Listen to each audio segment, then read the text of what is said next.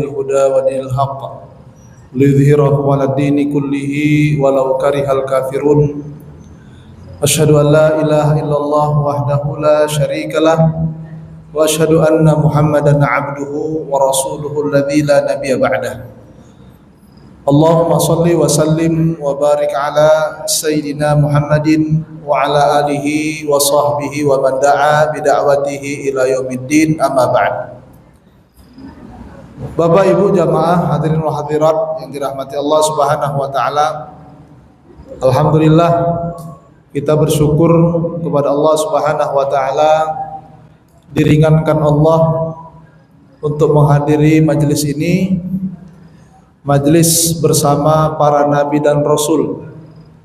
Kita membahas dan mengkaji kitab Qasasul Anbiya atau kisah para nabi dan rasul yang ditulis oleh Imam Ibnu Katsir rahimahullahu taala, dan kita mengkaji ini dalam rangka supaya atau mengharapkan berkah dari Allah Subhanahu wa taala. Sebagaimana dalam salat kita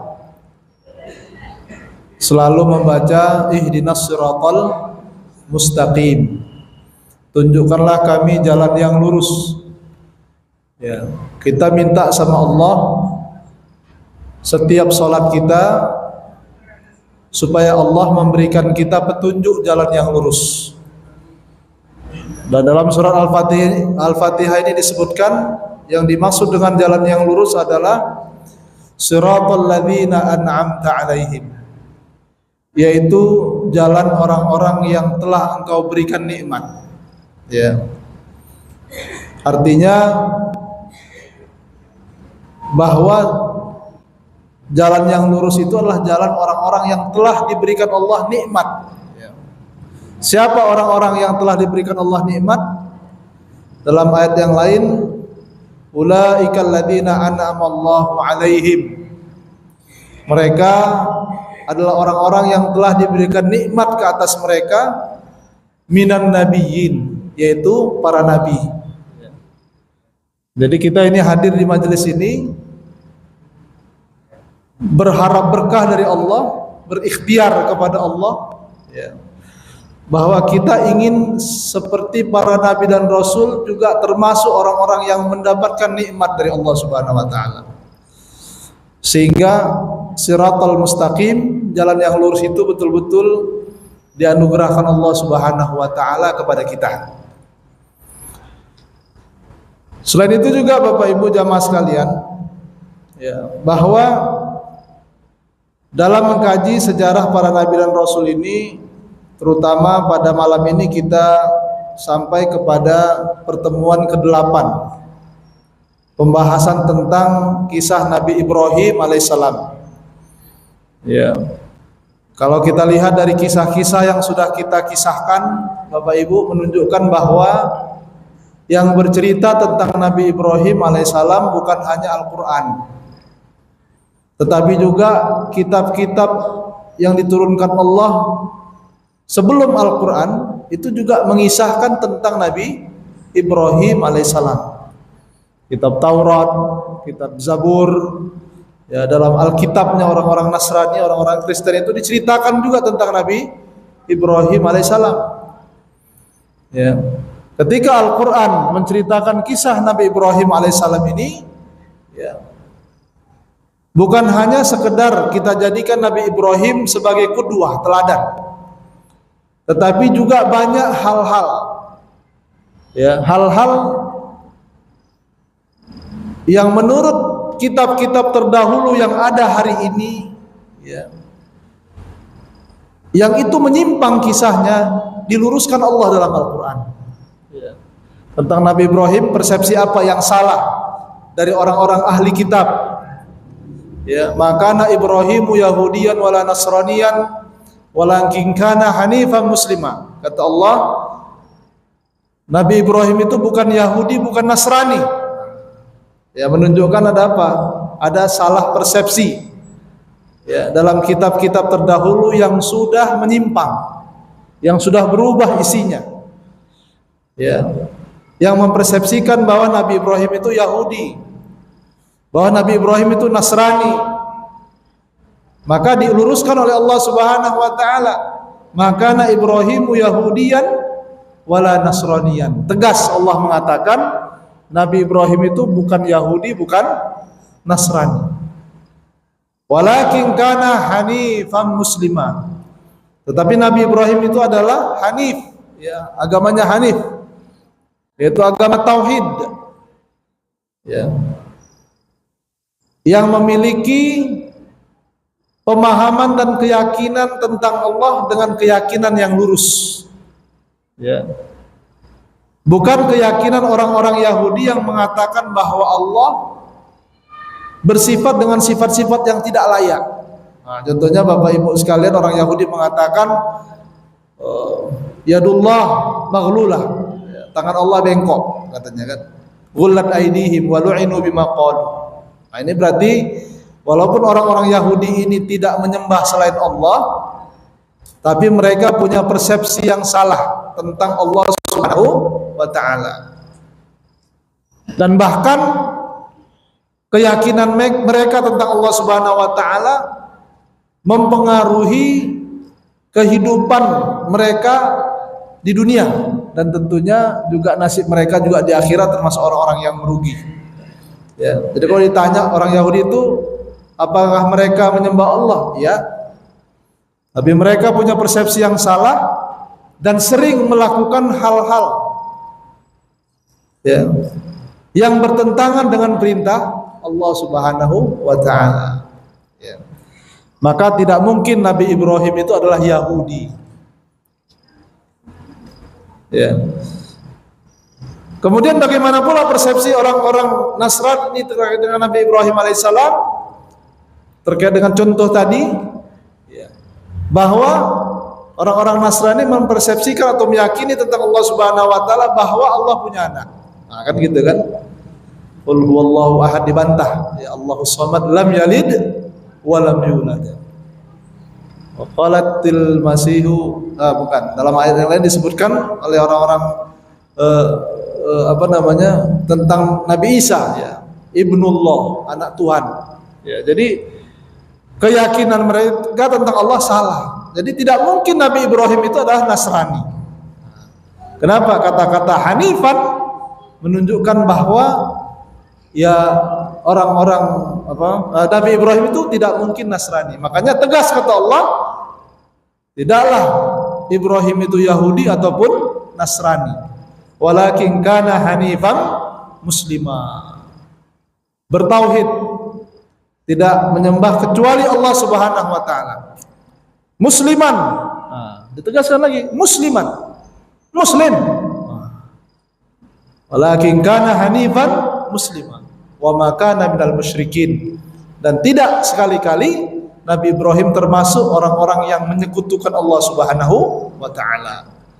Jadi Bapak Ibu jamaah yang dirahmati Allah Subhanahu wa taala, kisah Nabi Ibrahim ini memperbaiki persepsi ataupun keyakinan orang-orang Yahudi tentang Nabi Ibrahim dan orang-orang Nasrani juga tentang Nabi Ibrahim, bahwa Nabi Ibrahim tidak seperti yang mereka kisahkan. Ya. Jadi Bapak Ibu jamaah sekalian, itu contoh. Termasuk kajian kita malam ini tentang lahirnya Nabi Ishak. Ya. Kalau Nabi Ismail itu lahir sekitar umur 80-an tahun, Nabi Ibrahim lahirlah Nabi Ismail. Kalau Nabi Ishak dalam kitab ini tidak disebutkan, ya, tahun berapa, di umur berapa Nabi Ibrahim lahir Nabi Ishak, tapi lebih dari 100 tahun umur Nabi Ibrahim baru lahir Nabi Ishak. Dan ketika itu juga umur Siti Sarah sekitar 90-an tahun. Ya. Dibayangkan kalau ibu-ibu umurnya sudah 90 tahun punya anak, itu kan syai'un ajib, ya, sesuatu yang sangat menakjubkan, ya, tidak mungkin itu terjadi. Nah, Bapak Ibu yang dirahmati Allah Subhanahu wa taala, kisah Nabi Ishak ini juga, ya, lahirnya Nabi Ishak ini juga meluruskan persepsi orang-orang Yahudi dan orang-orang Nasrani tentang Nabi Ishak. Terkait dengan apa? Terkait dengan penyembelihan Karena di dalam kitab-kitab mereka juga yang sudah menyimpang itu, ya, disebutkan bahwa yang disembelih itu, yang akan disembelih itu adalah Nabi Ishak, bukan Nabi Ismail. Ya, semalam saya baru ngobrol sama pendeta. Ya, ya mungkin permasalahan kita Ustaz terkait dengan Nabi Ibrahim ini diantaranya masalah siapa yang disembelih katanya. Kalau kami meyakini Nabi Ishak katanya. Kalau orang Islam Nabi Ismail. Tapi ngapain kita ribut gara-gara itu katanya? Ya kan? Ngapain pula kita ribut gara-gara siapa yang disembelih? Apakah Nabi Ishak? Apakah Nabi Ismail? Ini kata dia. Ya. Toh akhirnya yang disembelih adalah domba katanya. Ya. Tapi Allah Subhanahu wa taala kenapa mengisahkan itu Bapak Ibu jamaah sekalian? Bahwa meyakini fakta sejarah itu penting. Ya, bukan masalah akhirnya adalah domba yang disembelih. Tetapi fakta sejarahnya ini kan perlu saksi-saksi, bukti-bukti. Karena berita itu adalah samawi, maka yang membuktikan hanya Allah Subhanahu wa taala. Maka Bapak Ibu jamaah sekalian, bagaimana kita mencerna ya, tentang keyakinan orang-orang Yahudi, orang-orang Nasrani bahwa yang disembelih itu adalah Nabi Ishak bukan Nabi Ismail, ya. Bagaimana kita membuktikan bahwa itu salah, bahwa itu keliru, ya. Maka Allah Subhanahu wa taala menjabarkan kepada kita atau memberitakan kepada kita Bapak Ibu jamaah sekalian dengan cara yang sangat epik, bagus dan indah sekali. Ya. Bagaimana caranya? Dimulai dengan datangnya 3 malaikat kepada Nabi Ibrahim alaihissalam. Ya. Sebetulnya kalau mau menjelaskan tentang Nabi Ishak ini ketika lahir ini atau ketika diberitakan akan dilahirkan atau hadir ya sebagai anak Nabi Ibrahim alaihissalam kan simpel saja ya. Datang malaikat dikasih taunya lah Nabi Ibrahim bahwa dia akan dapat anak yang lahir dari Siti Sarah namanya Ishak, gitu kan cukup kan? Tapi Allah Subhanahu wa taala memberikan redaksi ataupun ayat yang sangat indah. Dimulai dengan kebiasaan Nabi Ibrahim yang luar biasa. Ya. Walaqad ja'at rusuluna Ibrahim bil busyra. Sungguh telah datang utusan kami kepada Nabi Ibrahim dengan kabar gembira. Qalu salama, damai. Qala salamun. Qala salam, Nabi Ibrahim kata juga damai. Fama labitha an jaa bi'ijrin hanif. Ketika tamu itu datang, Bapak Ibu jamaah yang dirahmati Allah, ya, 3 malaikat di dalam kitab ini disebutkan ya, Jibril, Mikail, Israfil yang datang. Bukan tanggung, ini ketuanya para malaikat nih. Ya. Malaikat Jibril ini ketuanya para malaikat. Kalau misalkan malaikat itu ada ketuanya lah gitu ya. Nah, kita juga sudah menjelaskan ya bahwa malaikat Jibril ini tugasnya apa, Pak? Apa tugas malaikat Jibril? Menyampaikan wahyu kepada para nabi dan rasul ya, Pak ya. Berarti sekarang udah nggak ada lagi nabi dan rasul. Apa tugas malaikat Jibril? Pensiun. Jadi tugas malaikat Jibril ini Bapak Ibu jamaah sekalian ya, itu menyampaikan titah Allah kepada semua makhluk. Ya, jadi kalau Allah Subhanahu wa taala ingin memerintahkan sesuatu ya, itu diantaranya yang paling banyak ya dilakukan adalah memanggil Jibril. Maka dalam ayat-ayat ataupun hadis-hadis itu juga bisa dipahami bahwa malaikat Jibril itulah yang mendistribusikan seluruh perintah Allah Subhanahu wa taala kepada seluruh malaikat. Ya. Jadi malaikat-malaikat yang diciptakan Allah itu mengerjakan semua perintah Allah, dan yang mendistribusikan perintah itu adalah malaikat Jibril alaihissalam. Jadi nggak pensiun. Kita belajar waktu SD di madrasah ibtidaiyah, ya, apa tugas malaikat Jibril? Tugasnya menyampaikan wahyu kepada para nabi dan rasul. Benar, ya. Tetapi lebih daripada itu juga malaikat Jibril diperintahkan Allah untuk menyampaikan wahyu dari Allah kepada para malaikat. Maksudnya wahyu di sini adalah perintah Allah. Ya, siapa yang mau dicabut nyawanya, siapa yang mau diberikan rizki, siapa yang mau dicabut rezekinya, siapa yang mau diazab. Ya. Memang yang mengazab mungkin bukan malaikat Jibril, bisa juga malaikat yang lain, ya, malaikatul adab. Kan ada juga disebutkan malaikat yang khusus diciptakan untuk mengadab dengan cara Allah Subhanahu wa taala. Ditanya dari mana? Dari Allah. Siapa yang mendistribusikannya? Malaikat Jibril alaihissalam. Jadi malaikat Jibril ini termasuk yang datang ke rumah Nabi Ibrahim alaihissalam. Kalau dalam istilah, ya, malaikat Jibril ini Raisul Malaikah, ya, pemuka para malaikat. Ya. Dalam hadis, malaikat Jibril ini dalam bentuk aslinya, Bapak Ibu yang dirahmati Allah, karena sabdal ufuk. Kalau sudah menunjukkan bentuk aslinya, tidak ada yang nampak kecuali beliau, malaikat Jibril alaihissalam. Saking apa? Saking besarnya malaikat Jibril alaihissalam. Khuliqat min nur, diciptakan dari cahaya. Ya. Lau situ mi'ajana, dia memiliki 600 sayap. Coba bayangkan, besar, 600 sayap, terbuat dari cahaya. Indahnya luar biasa. Megahnya, gagahnya. Ya. Di dalam Al-Quran juga disebutkan malaikat Jibril, Bapak Ibu yang dirahmati Allah Subhanahu wa taala, dzu mirratin fastawa. Jadi kalau dilihat bentuk aslinya malaikat Jibril itu, Bapak Ibu, itu sungguh kokoh, tegar, dan sama sekali tidak ada aibnya, gitulah kira-kira. Dzu mirratin fastawa. Punya kecerdasan yang luar biasa. Ya, wa huwa bil ufuqil a'la.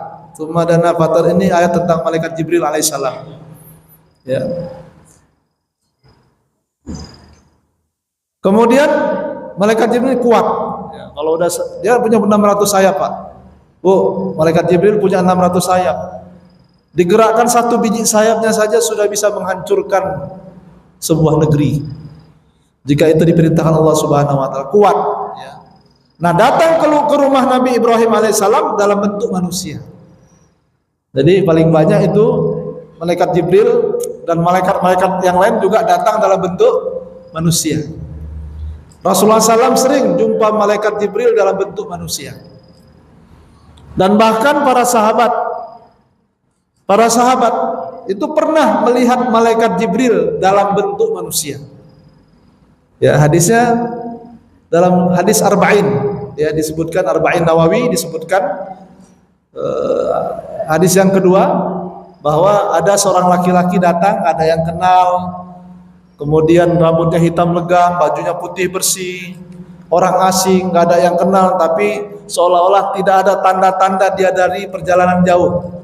Datang kepada Rasulullah SAW, dalam hadis tersebut diberitakan merapatkan lututnya ke lutut Rasulullah, meletakkan tangannya dalam bentuk manusia berarti di atas paha Rasulullah, kemudian bertanya apa itu Islam, dijawab apa itu iman, dijawab ya apa itu sampai apa itu ihsan, sampai hari kiamat dan sebagainya ditanya.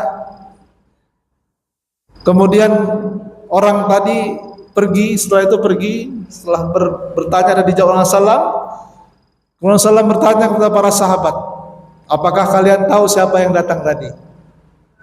Ya, Allah wa rasuluhu a'lam. Kata para sahabat, yang tahu hanya Allah dan Rasulnya. Kata Rasulullah SAW, ada Jibril, ini adalah malaikat Jibril.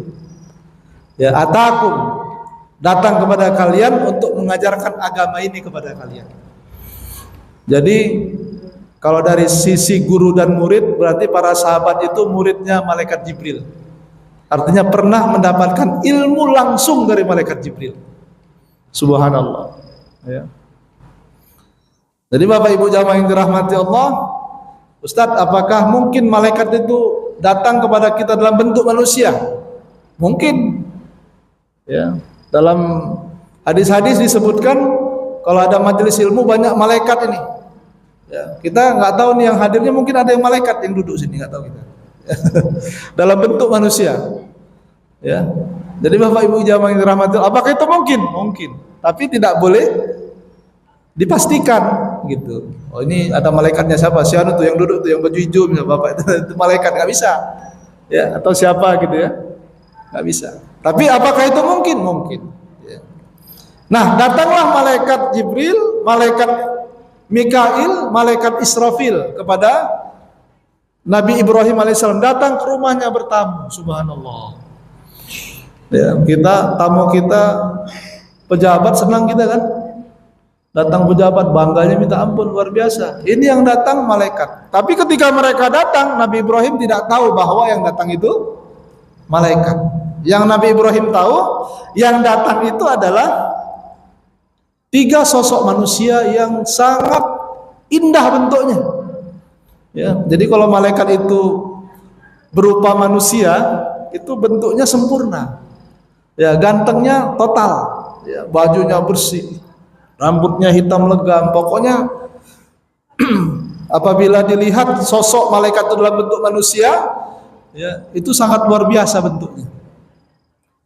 Jadi dari tampangnya itu ketika bertamu Nabi Ibrahim alaihissalam, Bapak Ibu jamaah yang dirahmati Allah Subhanahu wa taala, yang dilakukan faragha ila ahlihi faja'a bi ijlin samin. Coba bayangkan Pak, ketika datang 3 tamu yang datang kepada Nabi Ibrahim alaihissalam, yang dihidangkan itu seekor lembu, ya, seekor sapi yang besar, yang gemuk, ya. Atau disebut dengan ijlin mashwi, ya, sapi yang sudah dimasak dengan rasa yang sangat lezat. Artinya dipastikan masakan Nabi Ibrahim itu, ya, kalau sudah menerima tamu, ya, bukan hidangan sembarangan. Ya, hidangan yang dihidangkan oleh Nabi Ibrahim adalah hidangan yang sempurna. Ya, tidak mungkin Rabb Allah Subhanahu wa taala menyampaikan kepada kita tentang hidangan Nabi Ibrahim ini kecuali hidangan itu sangat sempurna. Ya, yang disediakan, yang dihidangkan ini kepada tamunya adalah hidangan yang sangat sempurna. Ya, faja'a bi'ijlin samin, ya, bakar ataupun sapi yang gemuk, disembelih kemudian dimasak dengan masakan yang enak, ya, yang sedap, yang lezat, ya. Dan dibahasakan Allah Subhanahu wa taala juga, Bapak Ibu jamaah yang dirahmati Allah Subhanahu wa taala, fa aujasa minhum khifatan. Nah, di sini menunjukkan bahwa ada sesuatu yang merubah persepsi Nabi Ibrahim tentang datangnya 3 orang tadi. Karena Nabi Ibrahim mempersepsikan atau meyakini bahwa yang datang manusia. Tapi dihidangkan seekor lembu, ya, seekor lembu yang sangat gemuk, kemudian dimasak dengan masakan yang lezat, dimasak dengan masakan yang sedap, ya. Dan tidak mungkin, ya, masakan itu tidak ada yang selera. Dilihatnya 3 orang ini enggak selera, fa'aujasa minhum khifatan. Ini bahasa Allah dalam Al-Quran. Maka Allah Subhanahu wa taala membahasakan Nabi Ibrahim merasa takut gitu. Ini jangan-jangan yang di depan saya ini bukan manusia. Kenapa? Kalau dia manusia, tidak mungkin tidak selera. Itulah kira-kira Bapak Ibu jamaah yang dirahmati Allah. Ya, kita bertamu di rumah orang, makannya lezat. Kira-kira Bapak Ibu pasti selera enggak? Selera kan? Ini enggak. Selalu aja dia orang malaikat pula. Namanya malaikat. Tengok makan mau selezat apa tak selera orang tuh. Memang bukan makanannya. Ya kan? Fa'aujasa minhum khifatan. Kaget Nabi Ibrahim dan takut. Oh, ini bukan manusia ini. Masa hidangan sebanyak ini, sesedap ini, selezat ini tak selera orang. Ya. Nah, di sini Bapak Ibu jamaah sekalian, Allah ingin menceritakan kepada kita bagaimana Nabi Ibrahim itu menerima tamu. Gitulah Nabi Ibrahim menerima tamunya. Ya. Bila perlu dikeluarkan semua yang ada sama dia. Ya. Dan ini juga diamalkan oleh para sahabat. Kalau sudah datang tamu, apa yang mereka miliki itu dikeluarkan semua. Nah, nih, makan. Gitu, ya. Ya. Kalau kita kan enggak, ada yang lezat simpan dulu, ini untuk kita, untuk tamu yang ini aja, udah terbalik. Ya. Jadi kalau mau mendapatkan keberkahan seperti Nabi Ibrahim alaihissalam, ikut Nabi Ibrahim alaihissalam. Kalau sudah menghidangkan sesuatu untuk tamu, yang dihidangkan sesuatu yang terbaik. Ya. Qalu la takhaf inna ursilna ila qaumi Lut. Nah, ini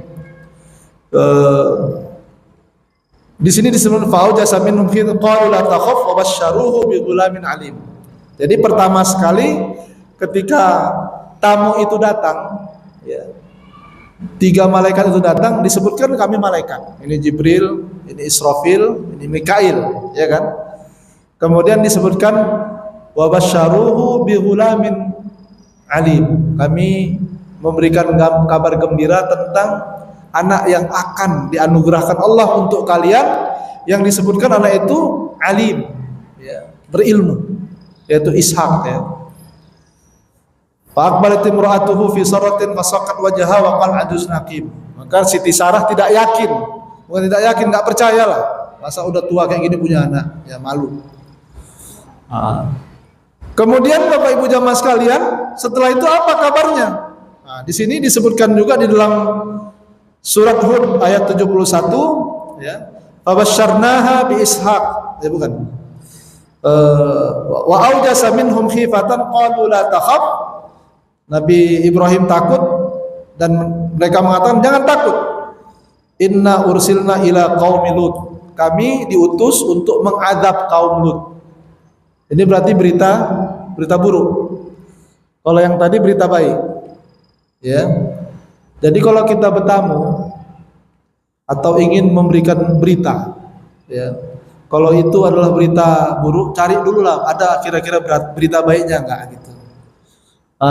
Adabnya sampaikan dulu berita baiknya. Supaya apa? Supaya senang, ya kan? Supaya seleranya ada. Jadi kalau orang dikasih tahu berita buruknya langsung, nanti yang baik enggak selera. Kira-kira betul enggak, Pak? Nah, Bu? Ya, betul kan? Kalau kita membawa berita atau sesuatu, ada yang baik, ada yang buruk, sampaikan dulu yang baik. Supaya apa? Supaya selera dia menerima yang baik itu. Ya. Kalau seandainya yang pertama sekali kita sampaikan berita buruk, udah nggak selera dia. Ya kan? Udah down dia, habis itu kasih berita baik. Udah nggak selera dia. Jadi gitulah. Ya, cara Allah Subhanahu wa taala mengajarkan berkomunikasi dengan orang lain. Kalau kita punya sesuatu yang baik dan yang buruk, maksudnya yang buruk di sini yang tidak bisa atau tidak berkenan dia menerimanya lah, ya. Maka sampaikan dulu yang baik.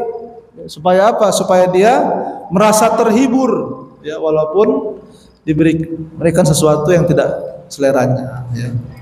Contohnya Bapak Ibu jamaah sekalian, ya.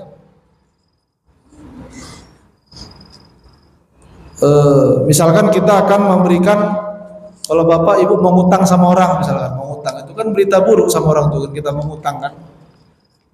Tapi kita kalau bisa kasih berita yang baik gitu, bahwa Bapak pernah begini begitu, bikin dia senang dulu, ya kan, udah akrab. Habis itu berutang enak kita. Dia pun bisa ngasih hartanya, misalkan begitulah contoh, ya. Wallahu ta'ala alam. Nah, Bapak Ibu yang dirahmati Allah Subhanahu wa taala, di mana letaknya, ya, bahwa berita tentang lahirnya Nabi Ishak ini menunjukkan bahwa yang disembelih itu bukan Nabi Ishak tetapi Nabi Ismail alaihissalam. Nah, sesuai dengan ayat Al-Qur'an, ya, di dalam surat Hud tadi ayat 71, fabasyarnaha bi Ishaq wa min wara'i Ishaq Yaqub. Maka kami berikan kepada mereka, yaitu Nabi Ibrahim dan Siti Sarah, kabar gembira tentang Ishak, dan sekaligus berita tentang setelah Ishak akan lahir Nabi Yaqub. Jadi langsung dua-dua berita gembiranya, ya, berita gembiranya langsung dua. Bukan hanya hadir Nabi Ishak, tetapi juga setelah itu hadir Nabi Yaqub. Ya. Fabasyarnaha bi Ishaq, kami berikan kabar gembira dengan datangnya atau lahirnya Nabi Ishak. Wa min wara'i Ishaq, dan setelah Nabi Ishak Yaqub. Menunjukkan apa? Menunjukkan bahwa ini Allah ingin memberitahukan kepada orang-orang Yahudi, orang-orang Nasrani, bahwa yang disembelih itu Nabi Ismail, bukan Nabi Ishak. Di mana letak membuktikannya Bapak Ibu jamaah sekalian? Letaknya Allah beritakan kepada Nabi Ibrahim alaihissalam bahwa diberikan kabar gembira kepada Nabi Ibrahim akan lahir Nabi Ishak dan setelahnya Nabi Yakub. Jadi kalau beritanya akan lahir Nabi Ishak dan setelahnya lahir Nabi Yakub, otomatis bukan Ishak yang disembelih. Kan gitu Pak ya? Nyambung nggak kira-kira nih? Nyambung ya Bapak Ibu? Kalau seandainya Nabi Ishak ini yang disembelih, bukan Nabi Ismail, mestinya Allah tidak menyebutkan Yakub. Ya kan? Jadi ketika Nabi Ishak itu, misalkan Nabi Ishak yang disembelih, sudah sampai kepada usianya, kemudian diberitakan kepada Nabi Ibrahim bahwa Nabi Ishak akan disembelih. Ya, sementara Allah memberitakan ketika Nabi Ishak itu akan lahir Nabi Ishak. Kemudian setelah Ishak lahir Nabi Yakub. Nggak mungkin diperintahkan sembelih. Sementara berita lahirnya Nabi Yakub sudah diberitakan kepada Nabi Ibrahim sebelum Nabi Ishak lahir. Begitulah cara Allah menegakkan hujjah kepada orang-orang Yahudi dan Nasrani. Ya. Jadi Allah sangat lembut. Ya. Nggak ada kata-kata tentang persepsi orang-orang Yahudi, orang Nasrani, bahkan bahwa yang disembelih itu Ishak itu dengan kata-kata salah kalian. Bukan Ishak yang disembelih tapi Ismail. Nggak begitu bahasanya. Bahasanya kami memberikan berita kepada Nabi Ibrahim sebelum Ishak lahir bahwa akan lahir Nabi Ishak dan setelah itu lahir Nabi Yakub, menunjukkan tidak mungkin Ishak yang disembelih. Nah, gitulah kira-kira Bapak Ibu. Ya. Subhanallah, ini ijaz fil Quran. Yang kedua apa Bapak Ibu yang dirahmati Allah? Yang kedua, ini disebutkan di sini dalam kitab ini, subhanallah. Ya. Menunjukkan bahwa Nabi Ibrahim dan Siti Sarah kedua-duanya bergembira atas hadirnya Nabi Ishak dan Nabi Yakub. Ya. Jadi kalau seandainya diberitakan akan lahir Nabi Ishak, kemudian setelah Ishak keturunannya Nabi Yakub, ya. Diberitakan Allah secara bersamaan menunjukkan bahwa keduanya, baik Nabi Ibrahim maupun Siti Sarah, sama-sama bergembira atas berita itu, atas lahirnya Nabi Ishak dan atas akan lahirnya juga di kemudian hari Nabi Yakub alaihissalam. Jadi Bapak Ibu jamaah inilah ya, luar biasanya tentang peristiwa lahirnya Nabi Ishak alaihissalam. Di sini juga ada diceritakan tentang masjid. Ya. Masjid yang pertama kali dibangun adalah Masjidil Haram yang dibangun oleh Nabi Ismail. Kemudian kata Rasulullah Masjid Aqsa. Kemudian berapa tahun jaraknya Masjidil Haram dibangun dengan Masjid Aqsa? Kata Rasulullah 40 tahun. 40 tahun. Di dalam oleh orang-orang ahli kitab disebutkan Nabi Yakub yang membangun Masjid Aqsa, ya, bukan Nabi Ibrahim. Apakah antara Nabi Yakub dengan Nabi Ismail ketika membangun Ka'bah itu 40 tahun? Wallahu ta'ala alam. Nah, jadi baik Bapak Ibu yang dirahmati Allah, inilah kiranya ya sesi ke-8, ya masih ada lagi sesi 9, mungkin 10 mungkin ya Allah alam. Tapi kita natamatta bihi, menikmati ya perjalanan Nabi Ibrahim alaihissalam. Ya mudah-mudahan kita dengan kisah-kisah ini semakin menumbuhkan cinta kita kepada Nabi Ibrahim alaihissalam yang kita selalu sebut dalam sholat kita. Ya kama shallaita ala Ibrahim wa ala ali Ibrahim dan seterusnya. Terima kasih, jazakumullah khair jazak, dan mohon maaf atas segala kekurangan. Assalamualaikum warahmatullahi wabarakatuh. Orang yang